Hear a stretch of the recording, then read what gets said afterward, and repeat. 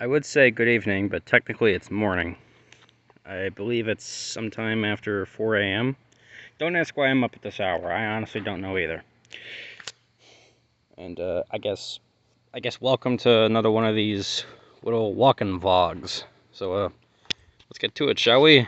Probably just gonna I don't know, just walk up and down the block. You know, just all the way down there and then all the way over there. And then I guess when I get bored, I'll just head back into my aunt's house. Alright, let's get into it.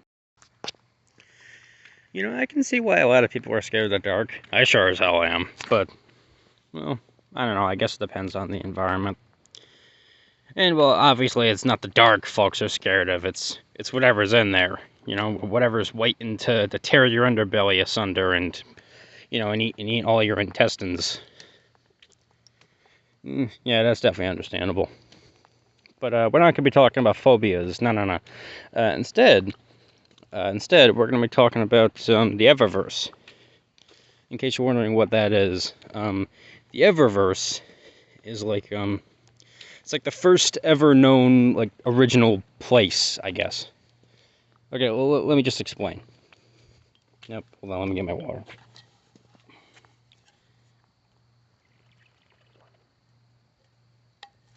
Pretty out, isn't it? Not my school, by the way. That is not my school. It just happens to be the area. Anyways. Oh, where was I? Now, let me tell you a little story. A really, really, really long time ago, and I really do mean a really long time ago, there was nothing. Obviously, there was nothing. And then all of a sudden, 8 little blips of color just popped out of nowhere. And then, over time, these little blips of color started to gain consciousness. They started to sort of learn things. They learned how to talk to each other. You know, they eventually learned how to pretty much do anything. You know, just imagine babies, but if they spoke in weird little growls and grunts, and, you know, and their bodies were ethereal. You know, just giant, colorful ghost babies or something. Eventually, they decided to call themselves the Platoon. At least, you know, when they learned how to speak telepathically with each other. Around this point, they started getting their own niches, and they even started giving themselves names. Let's see. Well, first there was Zolasar, then there was Brogath, then there was Shella, and, you know, as well as her 3 Siamese sisters, Shell, Shin, and Shay. And then there was Lorthek and Lori. Then there was Kurtz. Then there was, let's see. Then there was Borbus. And, oh man. Oh yeah, then there was Yurgach. Am I forgetting anybody? I think that's all of them. But, point is, Yurgach was the god of war. Kurtz was the god of caution and bravery, or I guess just doing brave stuff in spite of fear or whatever. Lorthek and Lori were kind of like the goddesses of fear or danger, or pretty much just terrible things in general. So I guess they were kind of like the yin to Kurtz's yang. And then there was Borbus, who was kind of like the god of knowledge. He was basically just the smartest one. He was also the snobbiest one, believe it or not. Then there was Zolasar and Brogath. They were all about creating life and whatnot. Because Brogath was Brogath was all about creating sea life and sea monsters and pretty much anything that lives in the water. Even if it's freshwater, which doesn't make sense, but you get the point. Then there was Zolasar, who was all about creating plant life. So, you know, any plants you see, he may have created that. Either that or that stuff might have developed on its own. Who knows? Then there's Shella and her 3 sisters. They're kind of like the goddesses of love. But Shella didn't learn that stuff on her own. She was kind of taught that stuff by her sisters, Shell, Shay, and Shin, who were kind of like her advisors. I can't remember who researches which aspects of love, but I know one of them categorizes. I know one of them talks about lust, one of them talks about passion, and one of them talks about commitment. So that's cool, covering all the bases. And Shella kind of just takes notes from them, and like talks with them. I guess I don't know. Oh yeah, there's also Rythan, but he wasn't created until like hundreds of years later when, first Rika came along. Rika was like the first ever living thing that the platoon ever created. And, well, they tried combining all of their different powers and abilities and intellects into one being. And, oh, somebody's coming. Hello. Let's point the camera away. Don't want them thinking I'm... Okay. Anyways. Let me just get some water first. Where was I? So, because Rika was like a combination of all their best features, he was kind of a dick. Like, a huge dick. Very pompous. Very... but anyways, he was so self-centered and so pompous about, his status that he decided, you know what? I'm going to kill all of you guys, and I'm going to be the one true god. I'm going to be the one true creator. After all, I've got all your abilities, so yeah, whatever. I don't need you guys. So he tries to kill them, but, well, I guess he somehow didn't take into account that, the thing is, Rika was quite literally born yesterday. So, he was kind of an idiot. So yeah, he kind of accidentally killed himself while he was about to kill the others. Yeah, so that's stupid. But, regardless of how much of a dick he was, the rest of the platoon were still kind of bummed that their first ever creation just dropped dead like that. So they tried taking whatever was left of him and creating Rika 2.0, aka Rythan. And Rythan is, well, I mean, he's a lot better. He's a sweet dude, but he's also very troubled. Like, he has some pretty major problems that I won't get into. Existentialism and all that, But moving on, eventually the platoons realized they needed a place to live. So they created the Eververse, which is kind of like a giant sandbox for them to, to brainstorm all their different ideas. And when I say brainstorm, well, okay. I guess just imagine if they all kind of meshed together into one big Rubik's Cube of some kind. And they would kind of just bash together millions of little thoughts and ideas. They would bash together these little ideas so viciously that the ideas would literally pop into existence and just sort of squeeze out of the crevices of this giant Rubik's Cube they're formed into. I guess just imagine if you thought of something and it literally just spawned out of your head. It actually popped up above your noggin and just plopped onto the ground. That's kind of how it happened. And they've done these brainstorms so many times, and they've scrapped so many ideas and so many projects that over time the Eververse has become this enormous caboodle of millions of insane ideas and other crap. It's okay. I guess just imagine one of those Etch-a-Sketch toys or a sandbox, but you don't erase any of your work, and you don't I guess it's a little bit like the Void from the Amazing World of Gumball, but it's a lot more colorful. It's like a colossal, infinitely expanding dimension where all the bad ideas and all the scrapped things the platoon came up with all just meshed together into one big, unstable, barely functioning environment. There's lots of living things there, too. Off the top of my head, here are all the known creatures that kind of skitter around the Eververse. There's the Shotos, there's the Segmentoids, the Serpents, then there's the Fighters, the Lumplunks, Um, excuse me. Then there's the masks, the civilians, the pale, and other stuff that I can't remember off the top of my head. Now, I'll tell you about a few of them. I'll tell you about a few of my favorites. There's a let's do a change in scenery. Let's go over here. Now, I'll tell you about the Shotos first, because those guys are my favorite.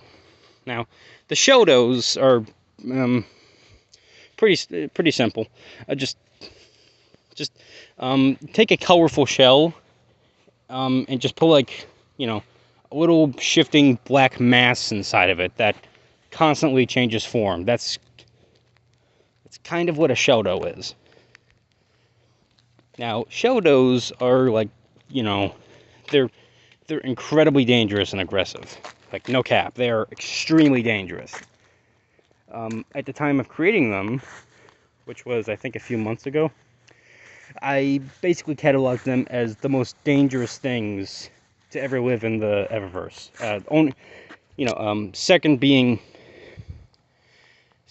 Second to the platoon, of course, because, you know, they're pretty much gods. Now, Shotos are basically just these little blobs of shape-shifting black mass that slither around looking for a shell to live in. Now, sometimes they like to carry around these colorful shells that the platoon made for them. Because, well, you know, I guess at some point, a couple members of the platoon, I can't remember which ones, noticed the Shotos slithering around as these little black slugs, and decided, you know what, let's give them little things to protect themselves and live in, you know? So they started giving them shells. But then, you know, there wasn't really enough shells to go around, so the Shotos decided to use anything else that would suffice as a shell or a home. So sometimes they would use garbage, or basically whatever is lying around as a makeshift home or shell. And, now, the reason why they're so nasty is, well, that's kind of just how they were created. Because, the thing about most creatures in the Eververse, they have no real purpose. They had, like, predetermined purposes, but the thing is, since they were never used for anything, or since they were never given their own planet or universe to live on, they kind of just do whatever. They have literally no place in the universe. So, you know, again, like, back to the whole void thing from Gumball. Like, it's a dimension that's dedicated solely to things that have no purpose in the universe. So, you know. So, another reason is probably because, well, that's kind of just how you have to be in the Eververse. You have to be aggressive. You have to be deadly if you want to survive. You know, you can't be soft like friggin' conels. I forgot to mention the conels. I'll get to them in a bit. Then there's segmentoids. Segmentoids are pretty much what they sound like. They're just weird, segmented, insect-like creatures that skitter around and scavenge for food. They're also kind of like ambush predators. You see, segmentoids they're pretty complex. Now, the younger, smaller ones, they like to hunt in packs and look around for prey, and they have this special ability that allows them to sort of stun their prey, you know?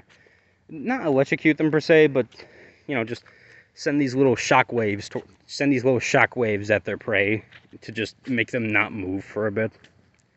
I guess it's kind of like a paralysis beam or something.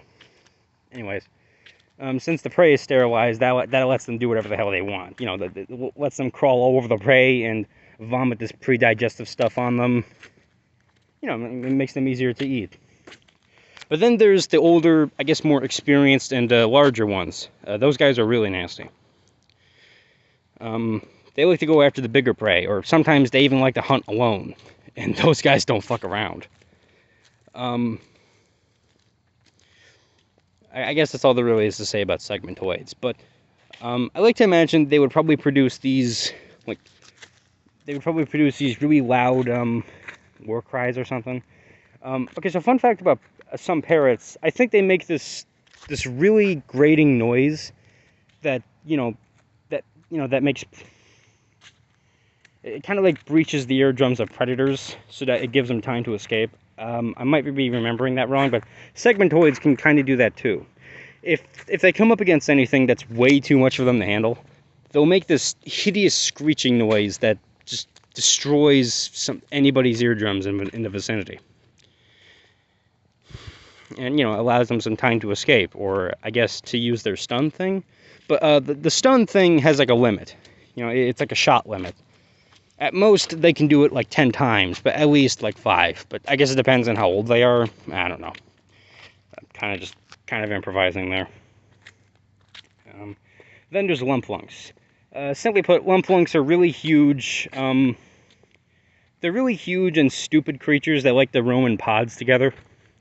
I guess just imagine whales, but really deformed, and they got tiny heads, like jawless, beak-like mouths, and they're really big and lumpy. Like I said, lumplunks.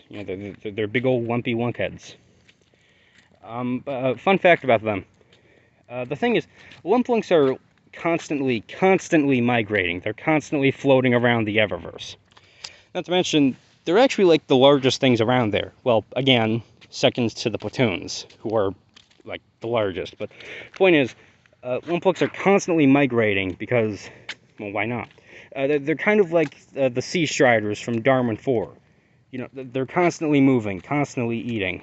Because I guess they're also a little bit like whale sharks or basking sharks. Because, wherever they go, they're always kind of filter feeding, or they're just eating whatever flies by them. Because they got these long, prehensile tongues to snatch up anything that flies towards them. Again, it's kind of like a whale devouring a school of krill.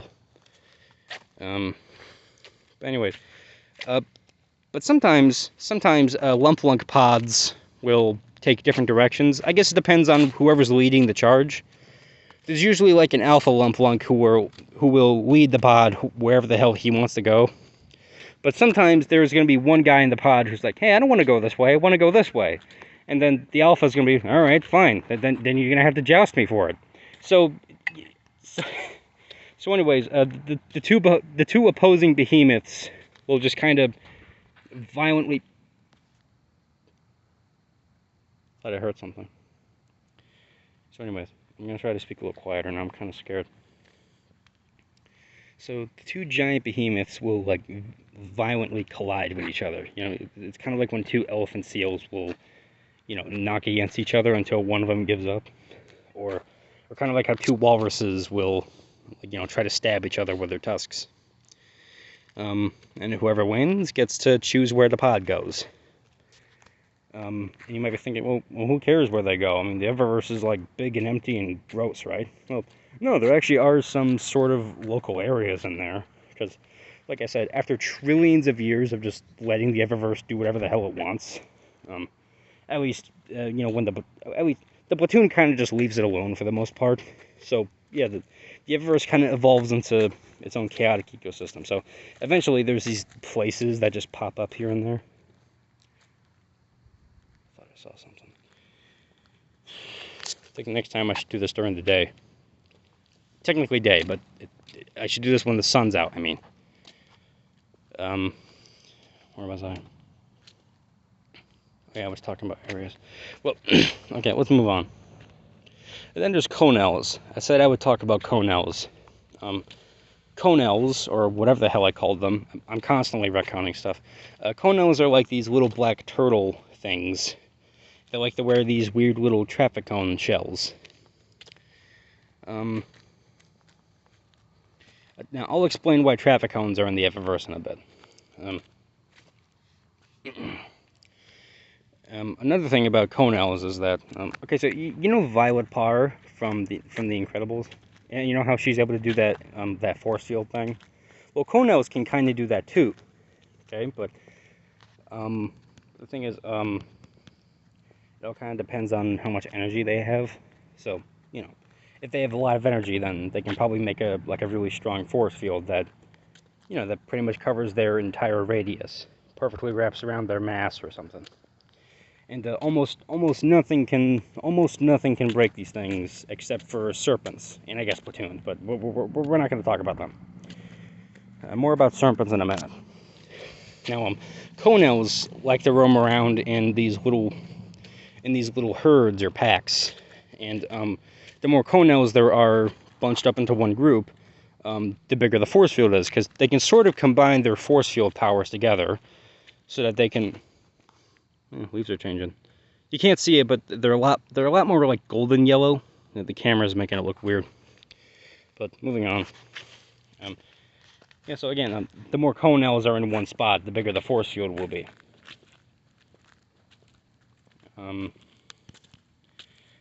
Anyways, onto the serpents. Actually, no. One more thing about the conels: they're herbivores. They're completely harmless. You know, they're harmless little sweethearts. They don't want to hurt nobody. But if you ever try to like break through their force field thing, it will hurt. It will really hurt if you try to break their force fields. It'd be like punching a 6-inch glass dome. But moving on, serpents. Serpents are kind of like their natural enemies. Serpents, what they like to do is, when a conel has its force field up, serpents like to sort of wrap around them like boa constrictors and squeeze them until they break. Now, how does that work?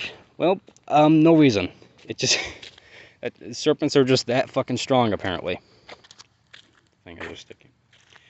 And what the serpents like to do then is, well, you know those snakes that eat eggs, and when they do, they sort of crush the eggs in their esophagus and regurgitate the shells, or maybe they eat the shells, but I can't remember. But that's kind of what serpents do.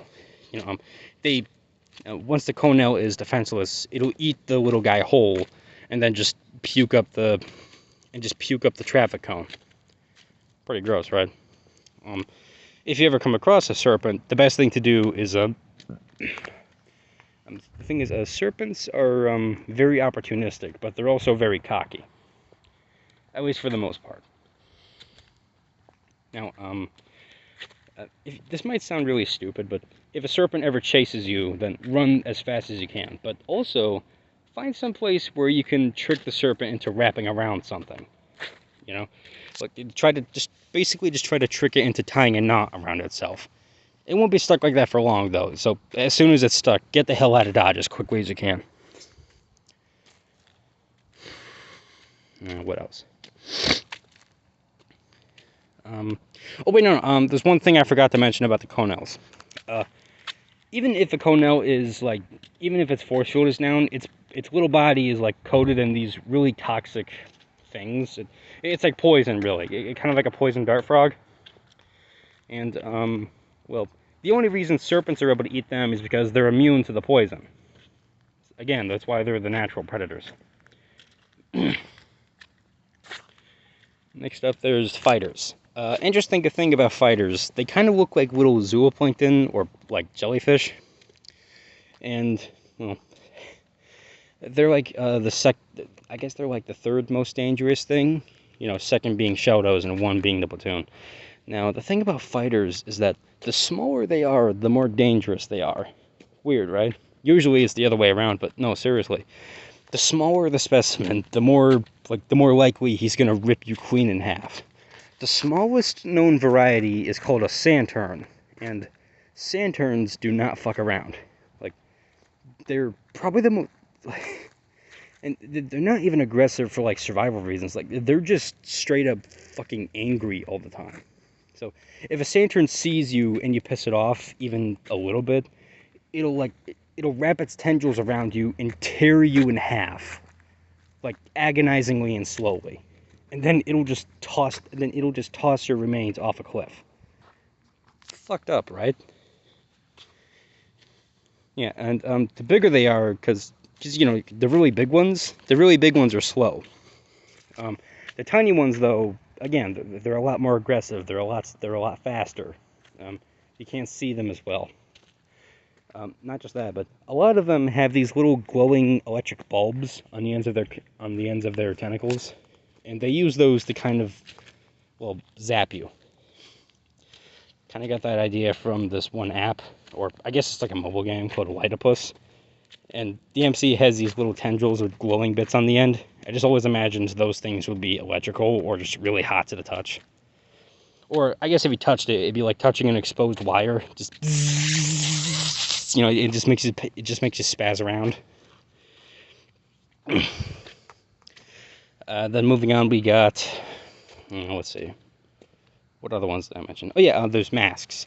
Masks, in my opinion, are probably the scariest ones I come up with, because they're like these tall humanoid things. They're like these tall humanoid shadowy things that are like really bulky and pretty much just... Okay, but the thing is, they have no face, so to compensate, they like to cover up their faces with these little masks they make out of pretty much whatever's around. But if they ever notice a creature that has a face nearby, like, then a whole pack of these bastards will just like come barreling right towards you, and then one of them will pin you down, take off its mask, and then press its, and their faces kind of look like a black surface smoothed over with clay. So once it has you pinned down, it'll like press its face up against yours. And wait.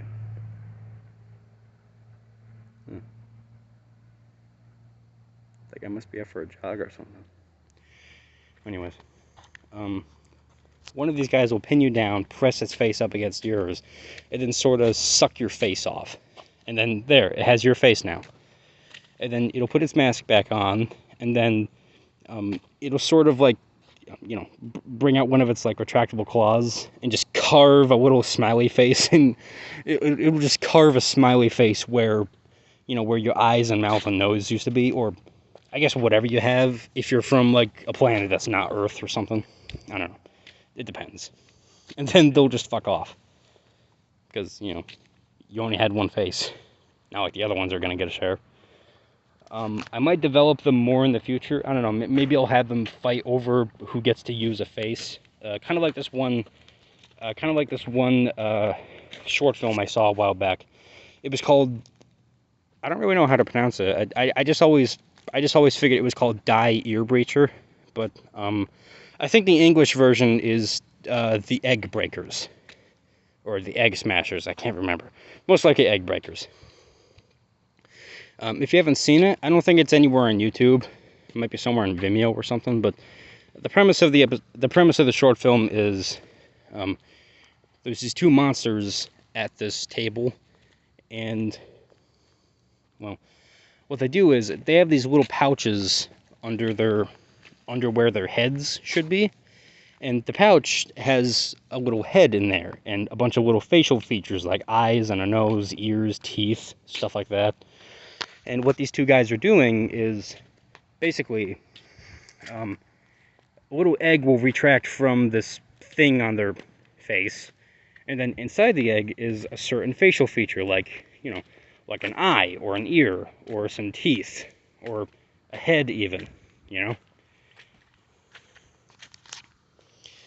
And this one guy, he looks more frail than the other one. He keeps fucking over the bulkier guy.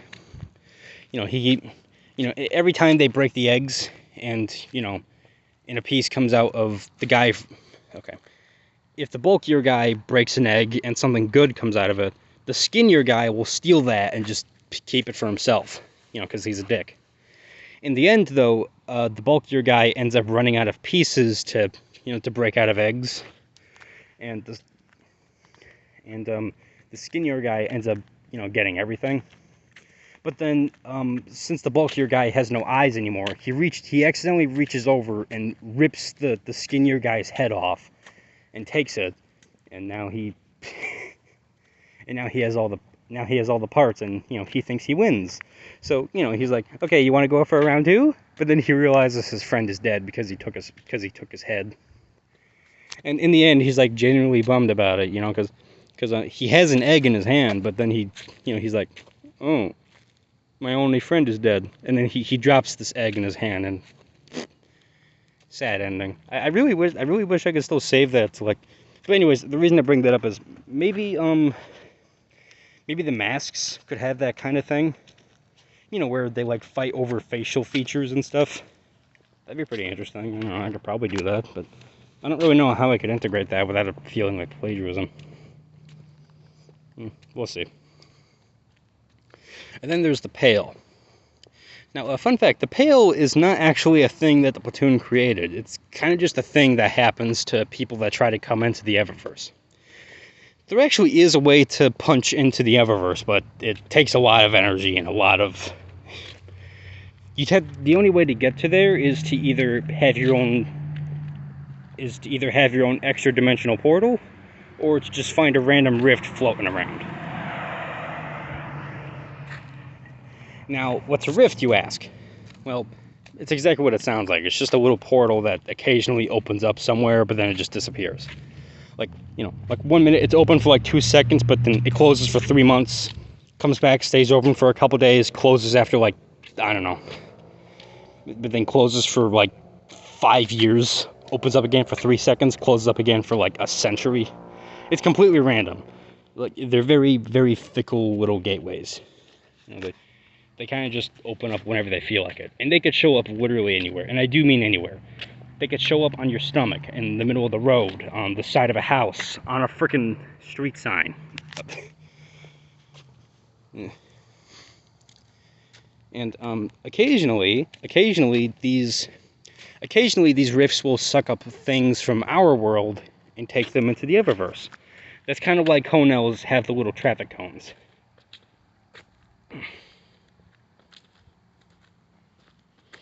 And I guess that's kind of how there's a bunch of miscellaneous objects just kind of lying around in the Eververse. Because sometimes they just suck up random things around here, or I guess from any universe really, and boom, they just end up in the Eververse. I guess if you think about it, the Eververse works a little bit like the Backrooms. You know, because but I mean, unlike the Backrooms, because when it comes to the Backrooms, you could get sucked in there at literally any time, you know? It doesn't matter what time or place. You could get sucked in there literally at any point. The only difference for the Eververse is that at least you can see the rifts. At least you can see the things that could take you there. Another thing is that the rifts are kind of like, imagine a lightsaber, but if it was a ring. Okay, well, let's say a rift was right here. You know, it was like this big, and I stuck my hand in there, but then it closed. There goes my hand. All that would be left is just like a cauterized, burning stump, you know? Like, nothing left.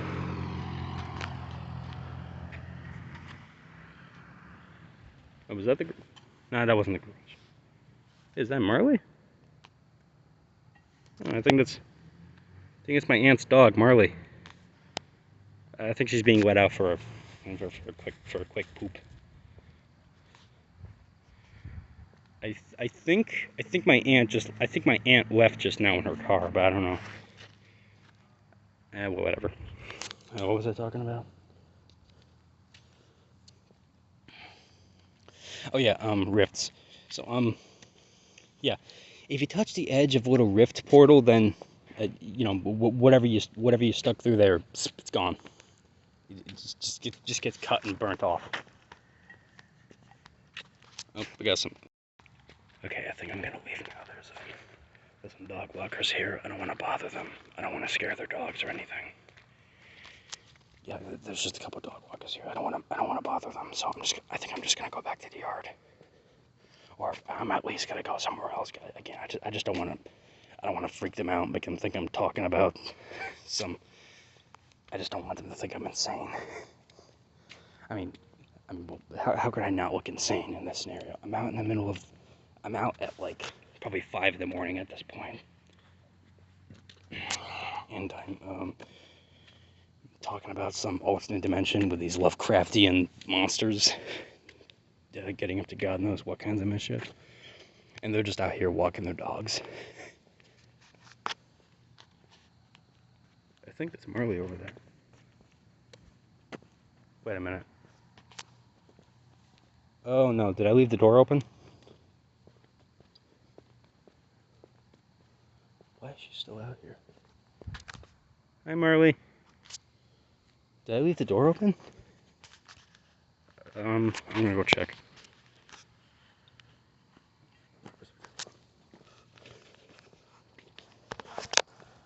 Oh, thank God. I thought I left the door open.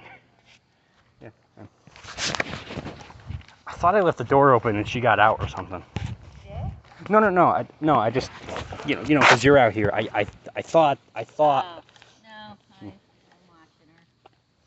Yeah, it's just. Stay right here if she knows you're watching her. If not, I have to stay in here in my robe. All right.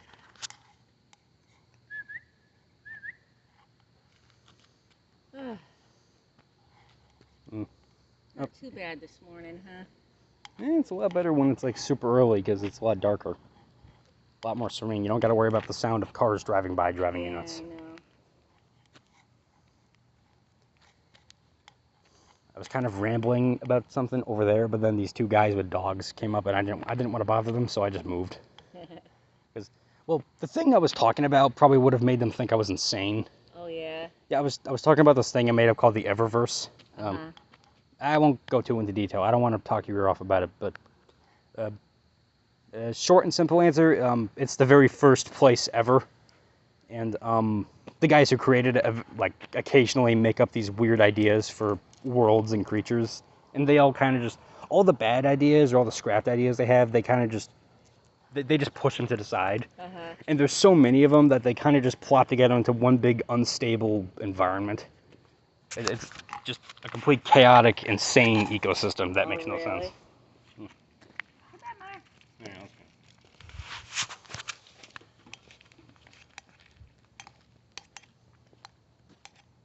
What the hell is that guy doing? I guess he's just out for a jog or something. What's with the lights, though? I'm assuming it's meant to make him more noticeable.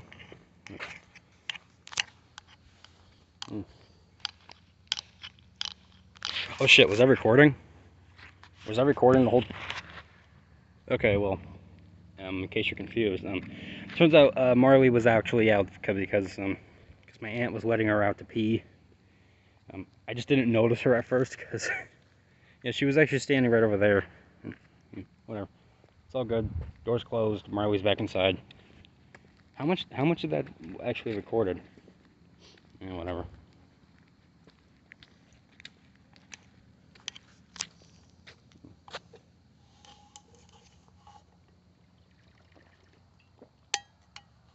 Now, I think I was talking about the pail at some point. Now the pale are not like naturally recurring Hello. Oh, that must be one of the cats. What are you doing out here? What you doing out here? Occasionally my aunt likes to let the cats out. Now back to the pail. Hypothetically, if you were ever to make it to the Eververse somehow, yeah, newsflash, buddy, you're never going back. Like, there's no way of getting back home. But there is a way to get out. There is a way to escape, but you're not going to go home. Not ever. Okay? The only way you can leave the Eververse is through another rift, but most of them are so small, or at least barely small enough for, well, you know, random shit to fit through. I think that's Rio. I can tell by the... You can't see, but I think he has little stripes. Hey, Rio. Well, there's no cars coming, so I think you're okay. Oh, I just wanted to pet you. Okay, whatever. Vibe in the road. Be careful, though. No, anyways. If you ever headed to the Eververse, you can't go home. But you can try to use one of the rifts to go home. But again, they open and close pretty much any time. So, you know, like, you could be halfway through a portal that's just big enough for you. But then, it closes in on, like, your midsection and all your organs spill out. Meanwhile, your butt is in the Eververse somewhere. Meanwhile, half your body is in, like, some alternate universe where toasters learned how to use rocket science. You know? So basically, you could kind of escape from the Eververse, but you can never go home. You can only ever go to, like, some alternate universe and just take refuge there until further notice. But then there's the guys who don't accept defeat willingly, you know? There's the kinds of explorers that just choose to, okay, you know what? No, I'm not settling for these other dimensions. I want to go home. I want to go back to my original dimension. So they constantly search for, like, you know, different rifts and different portals to any place that could. Let me just try to get him out of the road. I don't want. Yeah, there he goes. They try to search for literally any rifts that could lead back to their home, but. You know, but again, it's fruitless because everybody knows there's like trillions of different dimensions, trillions of universes. You know, those rifts could open up literally anywhere, probably in even like the same dimension. You know, and And for all you know, some of those dimensions probably won't even be hospitable for humans, or whatever the hell you claim to be. You know? So, and eventually, you know, for the most part, these guys kind of give up, and they don't die necessarily. They slowly mutate into these pale, like lumpy, pointy abominations that kind of just float around aimlessly, you know? I guess you could say this is my own twisted version of how abstraction works from Digital Circus. You know, because, in case you don't know, if you get trapped in the, you know, if you ever get sent to the Digital Circus and you give up on just leaving, you know, if you ever give up or something, then boom, you turn into like this aggressive, glitchy monstrosity. For the abstractoids, though, you turn into, sorry, did I say abstractoid? For the Eververse, though, if you ever give up, or if you ever just feel like really depressed, then you know your arms and legs will just kind of fade away. Your whole body will just get all pointy and lumpy and pale, and then you'll just become one of the pale. You'll just float around aimlessly, you know, moaning like a, you know, like a depressed plastic bag. What the hell is that noise?